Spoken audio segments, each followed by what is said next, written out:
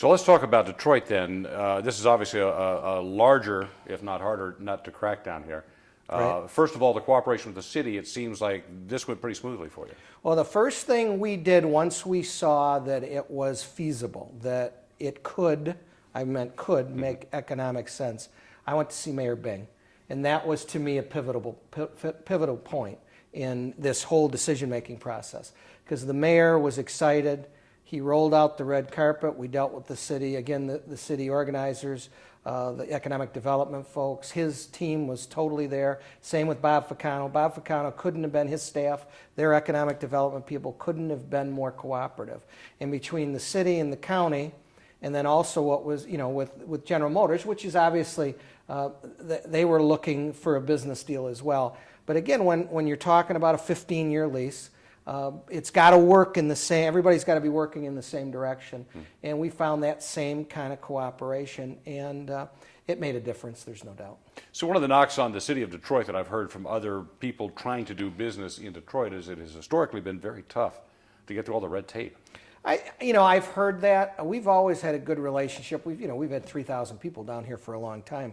We've been down here since 1939. But I will tell you that Mayor Bing has made that his #1 priority. We have not had a problem. You look over your shoulder as our cross and shield is going up, the signage is going up at the Renaissance Center. The city council was helpful in breaking through the red tape for the ordinances to have that done. And we've had this was all done since our announcement in July of last year. And the city stepped up. So we have not had that problem, but I think it's a commitment of the mayor and city council that stepped up the process probably significantly more than in the past.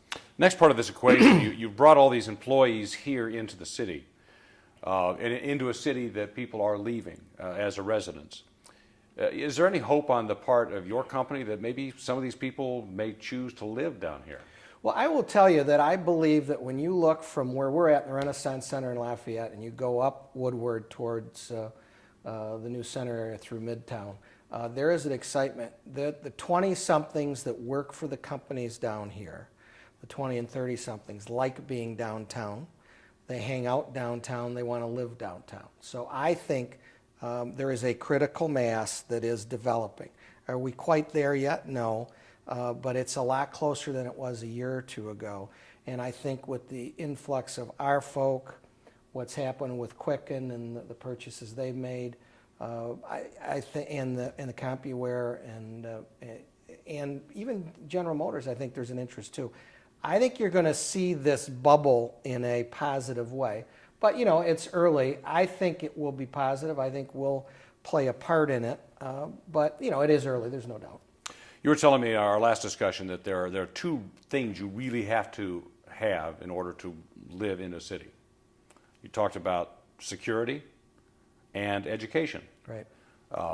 And both of those things are still a little questionable in the city of Detroit. Is there anything you as a company, Blue Cross Blue Shield, can do to try to make this a more secure city, if not at least this area around here, and to maybe step up a school or two? I mean, the door's open now for charter schools. Have you thought of sponsoring a charter school? Yeah, on the security side of it, our folks meet every week or 2 weeks with the business folks in the city. Chief Godby has been great. There's work that has to be done, but you look at people like Atanas Illich, who has taken the whole lighting issue in the city of Detroit as his personal crusade, and that's made a difference. And we're going to have to work for the city, with the city. The city doesn't have the wherewithal to do everything. We have to help support that, and we're willing to do that. On the education front, I'm not sure what role we're going to play yet, but I think ultimately, as you look what's happened in other core cities, that education does make a difference because those 20-somethings, those early 30-somethings decide to have children, that the whole question of education becomes an issue. And so that's part of what we need to learn about and what role we're going to play. I think the mayor's presence here has made a significant difference. I think business people want to invest. I think they trust him as a leader in what's going on. And I think his impact on education, we may see much stronger and further down the road. So as you said just now, you really need to see where you're going to come into all this. Now you're bringing, again, these people into town. What's your instinct? I mean, how much involved do you want to get in the shaping this city for the benefit of these people that you've now brought Well, here? one of the things that I decided to do is get involved in the Downtown Detroit Partnership. I was on the board. I'm now on the executive committee. Tony Early chairs that executive committee. Cindy Paskey chairs that board. Roger Penske was the driving force behind that. And, you know, the first year and a half or so I spent watching and learning from Roger. And I think there's a lot that's going to be done by the Downtown Detroit Partnership. So, you know, we've made a decision. We've jumped in. We have not put our toes in the water, Stephen. We've jumped in the water. And so I think we have an obligation as a company, not only myself, but other executives and employees, to get involved in what happens in the city.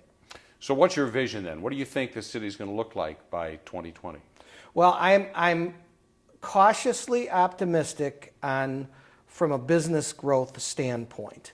The real key that I see is what's education going to look like? What is the livability of the city? We're going to downtown, if it's going to work, you're going to have retail, and you're going to have grocery type things. You know, the buzz around Whole Foods was a great buzz. People were excited about that. Whether that plays out or not, we'll see.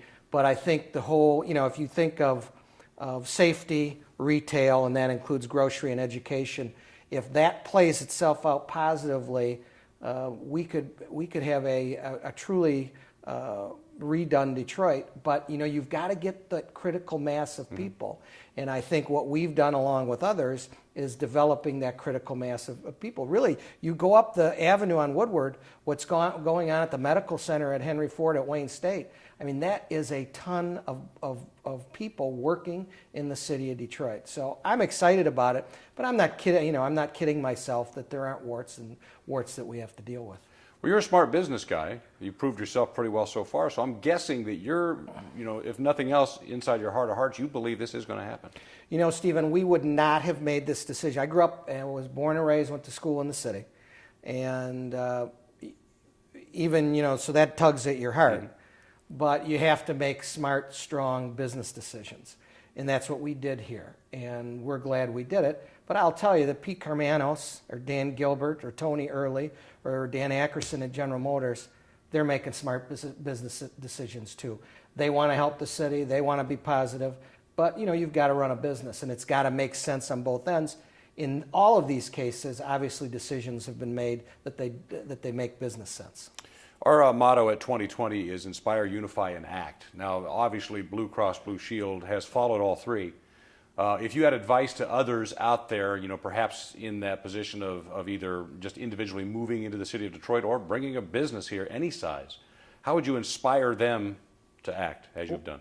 Well, I think if you look at who's made those decisions, if you're a medium and large business, even if you're a small business that's maybe supplying these, you know, there was a lot of research.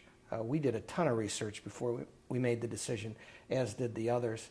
I think you know, taking an educated risk, which is what clearly I think many of us did, I think is worth it, and it's certainly worth reaching out to the leaders, to the Detroit Chamber, to the Downtown Detroit Partnership, because they can get you touched with people like, you know, I'd be glad to talk to anybody about our experience because it was a good one. And it's not going to happen overnight, but I think a little bit of educated risk is probably what it takes to, you know, make a decision to go to a place in any big city, and I think we did that here in Detroit.